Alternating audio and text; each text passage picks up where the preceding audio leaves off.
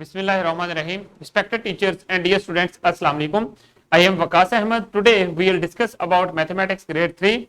This is our unit number 3. It is about fractions and this is our lesson number 6.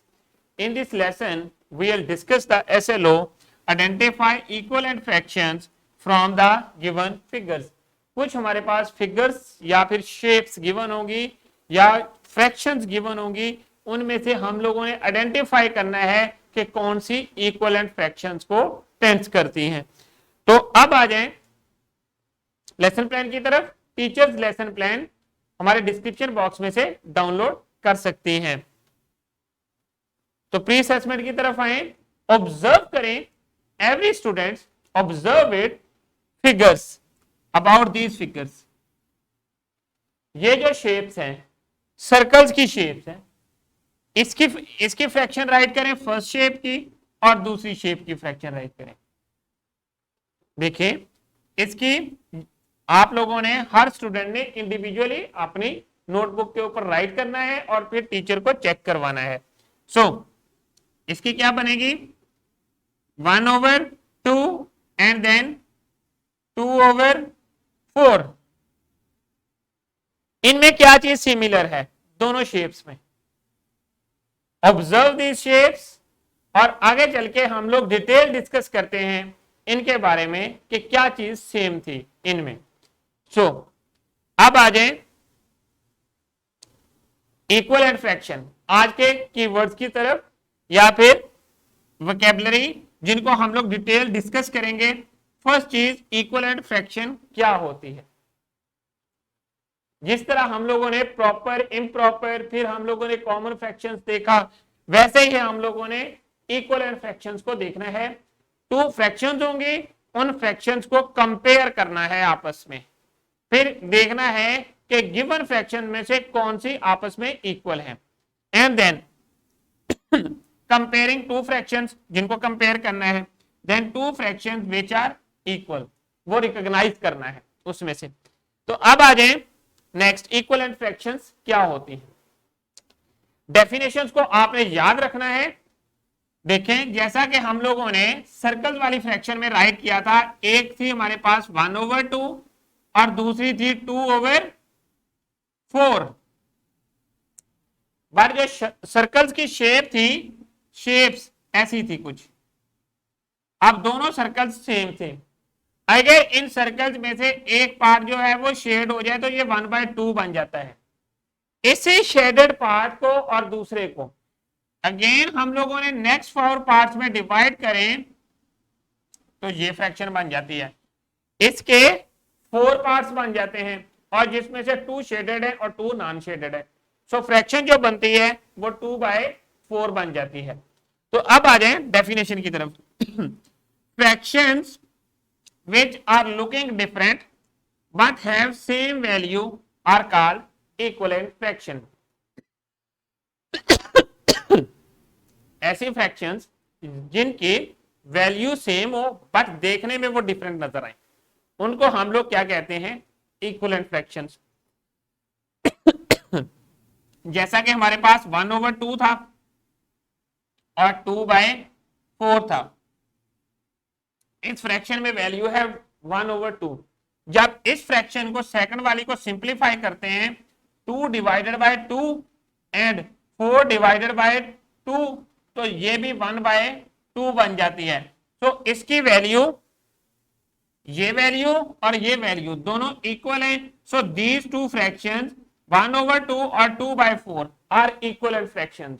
क्योंकि at the end जब हम लोग simplify करने के बाद रिजल्ट देखते हैं तो आपके पास सेम वैल्यू आ जाती है दोनों फ्रैक्शंस की। आपने एक चीज नोट करनी है कि जब भी आपने किसी गिवन फ्रैक्शन की इक्वल फ्रैक्शन राइट करनी है, इक्विवेलेंट, तो उस फ्रैक्शन का नोमिनेटर और फिर डिनोमिनेटर, उन दोनों नंबर्स को सेम नंबर के साथ मल्टीप्लाई या डिवाइड करना है। क्या करना है, मल्टीप्लाई या डिवाइड। जैसा कि मैंने 2/4 को 2 के साथ डिवाइड किया, नोमिनेटर को भी डिनोमिनेटर को भी सेम नंबर के साथ, सो मेरे पास इक्वल फ्रैक्शन आ गई 1/2 के। इसी तरह आपने आगे प्रोसेस करना है। To get next fraction, we multiply or divide the numerator and denominator with the same number. एक ही नंबर के साथ नोमिनेटर को या नोमिनेटर और डिनोमिनेटर दोनों को एक ही नंबर के साथ या मल्टीप्लाई करना है या डिवाइड करना है to get a equivalent fraction of a given fraction. So जैसा कि एग्जांपल देखें 1/3. अब मैं नोमिनेटर को 2 के साथ मल्टीप्लाई कर देता हूं. 1 मल्टीप्लाई बाय 2 और 3 मल्टीप्लाई बाय 2. सो मेरे पास जो इक्वलेंट फ्रैक्शन आएगी 2/6 आ जाएगी. सो ये 2/6 इक्वलेंट है 1/3 के. सिमिलरली आप कोई भी फ्रैक्शन गिवन है तो उसकी इक्वलेंट फ्रैक्शन गेट कर सकते हैं बाय मल्टीप्लाइंग और dividing a nominator and denominator with the same number. So अब आ जाएं नेक्स्ट एग्जांपल की तरफ. Sarah makes a cake and divide it into 4 parts.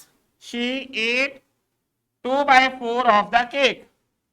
उसने एक केक बनाया, उसके 4 पार्ट्स किए, उस केक के इक्वल पार्ट्स, और फिर उसमें से 2 खा लिए. तो बाकी जो फ्रैक्शन की फॉर्म है उसको कैसे राइट करेंगे. सो 2/4 जो है उसने खा लिया, हाफ उसका खा लिया. सपोज ये पार्ट है और ये 2 पार्ट्स हैं. 4 पार्ट्स थे केक के, 2 खा लिए, ठीक है. और उसके बाद फ्रैक्शन जो है वो इतना पार्ट उसने खा लिया. सो अब आगे देखें, नेक्स्ट ऑब्जर्व करें. टोटल पार्ट्स कितने थे 4.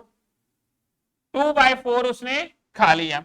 सारा makes a cake and divide into 4 parts, 8 parts. She ate 4/8. और सेम इस एक जैसा जो केक था दोबारा उसने बनाया और उसके 8 हिस्से किए, उसमें से 4 खा लिए. तो उसकी फ्रैक्शन क्या होगी 4/8. सो ये जो 2/4 है और 4/8 है दोनों इक्वल है, दोनों फ्रैक्शन जो है वो इक्वलेंट है. It is looking same but same both 8 half of the cake. दोनों दफा जो है सारा ने जो है वो 2/4 पार्ट खाया था और सना ने जो खाया था 4/8. मींस के दोनों ने हाफ पार्ट खाया अपने अपने केक का.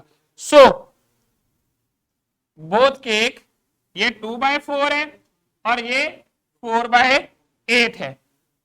इसको सिंप्लीफाई करेंगे तो 1/2 बनेगा.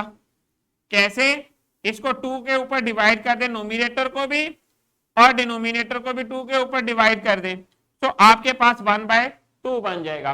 अब जब इसको सिंप्लीफाई करेंगे, इसको 4 पे डिवाइड कर देंगे और नीचे वाले को भी 4 पे डिवाइड कर देंगे, तो आपके पास क्या बन जाएगा 1/2.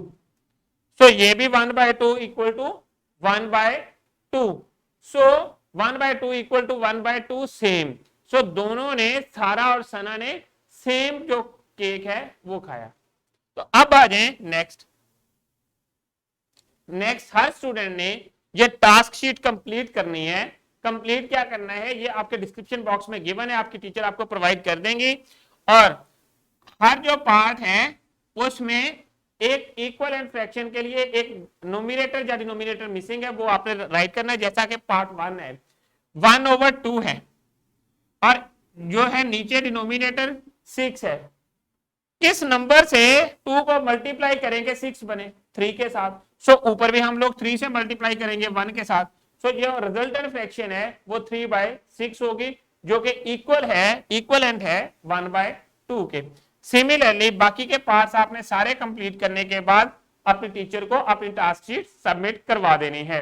तो स्टूडेंट्स अब आ जाए डिस्क्रिप्शन बॉक्स की तरफ, सॉरी रैप अप की तरफ.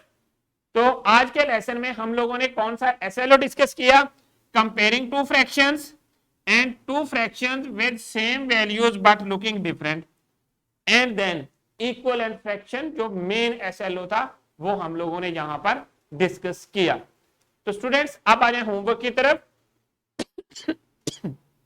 होमवर्क में आप लोगों ने ये एक्टिविटी कंप्लीट करनी है, ये आपकी बुक के ऊपर गिवन है. कंप्लीट करने के बाद अपने टीचर को सबमिट करवा दें.